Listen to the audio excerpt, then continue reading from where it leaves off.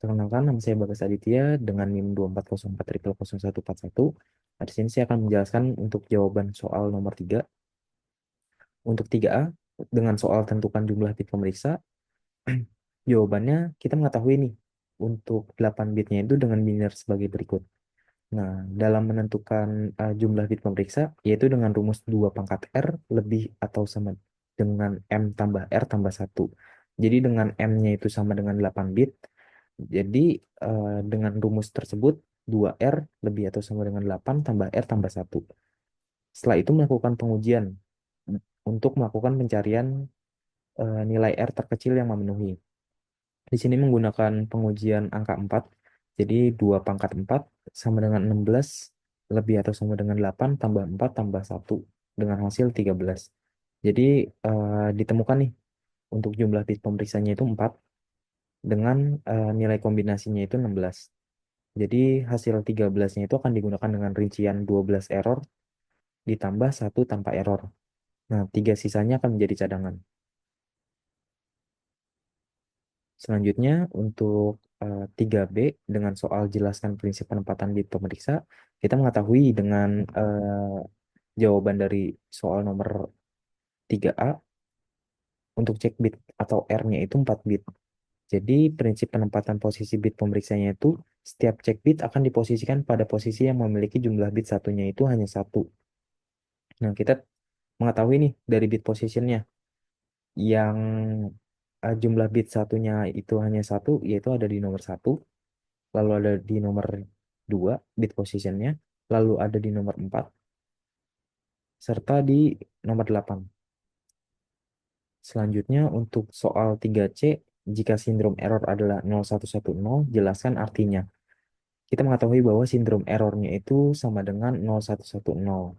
Jadi berdasarkan lampiran tabel di bawah atau pada poin B, kita mengetahui bahwa biner 0110 ini terdapat pada posisi bit ke-6 yang merupakan data bit D3. Jadi jika melakukan pencarian secara manual, sindrom error 0110 itu dikonversi ke bilangan desimal, itu menghasilkan nilai 6. Oleh karena itu, kesalahan terjadi pada data bit D3 dan dapat dikoreksi dengan membalik nilai bit tersebut. Demikian yang dapat kami sampaikan mengenai presentasi kali ini. Kami menyadari bahwa masih terdapat banyak kekurangan dalam penyusunan maupun penyampaian. Semoga apa yang kami sampaikan ini bermanfaat. Wassalamualaikum warahmatullahi wabarakatuh. Baik, di sini saya akan menjawab untuk soal nomor 2. Nah, di sini untuk awalnya itu mengisi SIP register 4 bit setelah pulsa clock. Nah, diketahui SIP registernya itu ada 4 bit dan nilai awalnya itu 000, data serial masuk 1011. Nah, SIP-nya itu ke kanan, dia data bitnya masuk dari sebelah kiri. Nah, ini untuk proses clocknya, clock awal itu 0000, dan untuk masuk ke clock pertama, nah lalu data masuk bit 1, dia masuknya di sebelah kiri. Nah, sebelah kanan 0 yang sebelumnya itu menghilang. Lalu ke clock 2, bit masuk 0 dan dia akan mengisi di sebelah kiri ini. Nah, yang sebelah kanan dia akan menghilang juga, tertimpa oleh data bit yang masuk. Lalu clock 3, nilainya 1 bit, dia masuk ke register. Lalu clock yang keempat, data masuk 1 bit, dia masuk dari sebelah kiri. Nah, untuk 0 yang sebelumnya itu terhapus. Nah, jadi setiap pulsa clock itu semua bit bergeser ke kanan. Nah, bit barunya itu masuk dari sebelah kiri. Lalu bit paling kanan itu keluar atau terhapus. Nah, untuk perbedaan serial dan paralel data transfer, serial data transfer adalah cara mengirimkan bit data satu bit secara bergantian melalui satu jalur komunikasi. Lalu karena hanya memakai satu jalur, metode ini jadi lebih sederhana dan hemat biaya. Tapi waktu pengirimannya itu lebih lama ketimbang yang paralel data transfer. Nah, untuk poinnya itu data dikirimnya 1 bit per 1 waktu. Lalu cuma hanya menggunakan satu jalur data saja. Ini lebih lambat, tapi sederhana dan murah juga. Nah, ini biasanya dipakai di shift register, USB, UART, dan RS232. Nah, tapi sebaliknya, parallel data transfer itu mengirimkan beberapa bit secara bersamaan dalam satu waktu menggunakan banyak jalur data. Cara ini jauh lebih cepat, tapi membutuhkan rangkaian yang lebih rumit dan biaya yang lebih besar. Nah, untuk poinnya itu data dikirim bersamaan dalam satu waktu menggunakan banyak jalur data, tapi lebih cepat. Tapi lebih cepat, ya. Tapi minusnya itu lebih kompleks. Contohnya diterapkan di databus CPU dan RAM yang menuju ke prosesor. Lalu untuk menjawab soal nomor 2 poin C itu, mengapa sih program counter menggunakan counter sinkron? Program counter atau disingkat PC itu berfungsi untuk menyimpan alamat instruksi yang akan dijalankan oleh prosesor. Nah, oleh karena itu perubahan nilainya harus terjadi secara tepat dan bersamaan. Nah, counter sinkron ini dipilih karena semua flip-flop di dalamnya berubah pada waktu yang sama mengikuti satu sinyal clock. Nah, hal ini yang membuat nilai alamat instruksi selalu stabil dan menghindari kesalahan akibat perbedaan waktu perubahan bit. Nah, jika menggunakan counter sinkron, itu perubahan bit terjadi itu bisa terjadi, maksudnya bertahap, sehingga bisa menimbulkan alamat sementara yang salah. Nah, kondisi ini beresiko menyebabkan prosesor itu mengambil instruksi yang keliru. Karena CPU bekerja pada kecepatan tinggi, counter sinkron itu bisa jadi pilihan yang lebih aman dan andal untuk menghitung program. Mungkin itu saja untuk menjawab soal nomor 2 dan penjelasannya.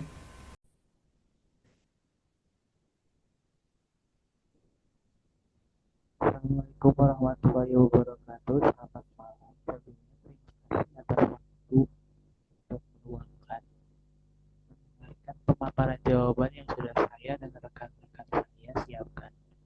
Untuk mempersingkat waktu, saya akan menjawab soal nomor 1, kemudian dilanjut oleh rekan saya. Baik, sebelumnya perkenalkan, nama saya Nurdin dari kelas 304 dengan NIM 24040100026. Langsung ke soal. Di sini per satu itu ada 4 poin, di mana poin pertama adalah proses penjumlahan biner menggunakan half adder dan full adder, kemudian hasil akhir dari get dan carry on-nya, terus kelemahan return adder dari sisi waktu propagasi, kemudian penjelasan bagaimana carry log ahead adder mengatasi kelemahan dari sisi waktu propagasi. Langsung saja, di sini saya akan menjelaskan terkait penjumlahan bilangan biner 1, 0, 1 dan 0, 1, 1, 1 menggunakan half adder dan full adder. Half adder itu memiliki dua output, yaitu sum and carry. Sum itu diperoleh dari operasi antara A dan B, sedangkan carry diperoleh dari operasi N. Kemudian maka saya akan menjumlahkan dari bit paling kanan terlebih dahulu.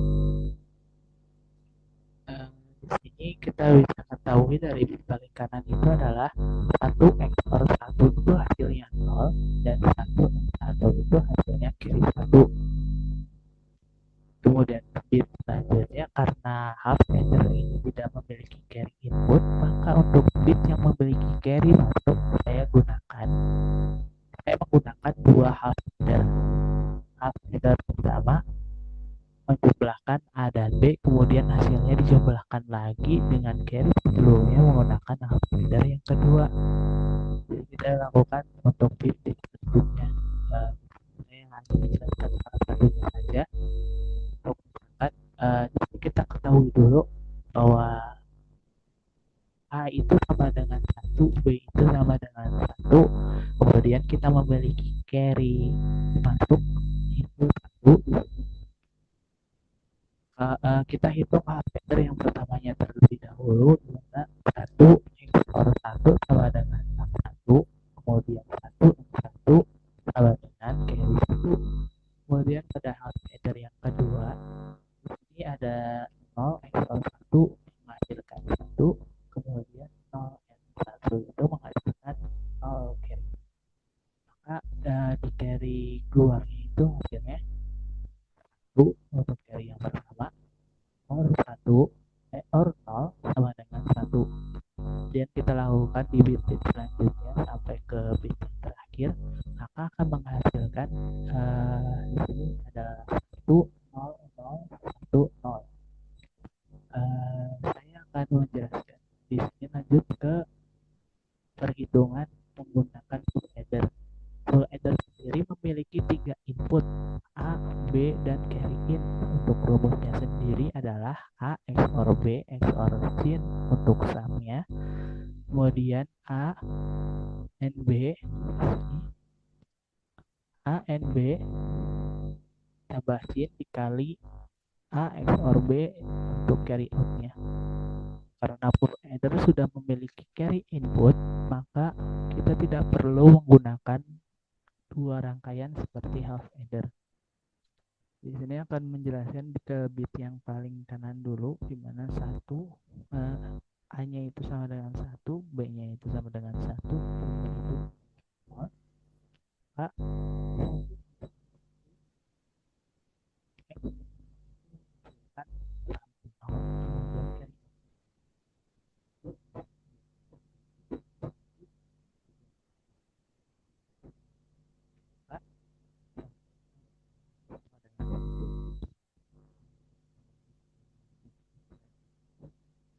mana akan menghasilkan hasil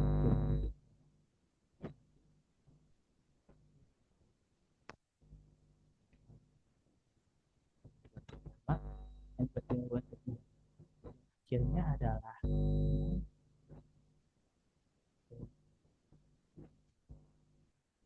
titik pelemahan carrier per adder dari sisi propagasi. Pertama, nilai bertambah jumlah bit.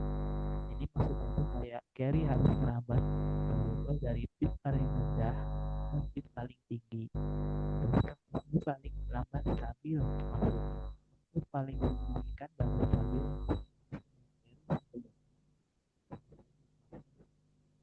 Sebagai contoh pada N0 terlebih dahulu baru bisa dinyatakan valid. Kemudian tidak efisien untuk bagaimana sih carry kelemahan dari tidak melakukan menunggu carry merambat dari bit ke 1, dari bit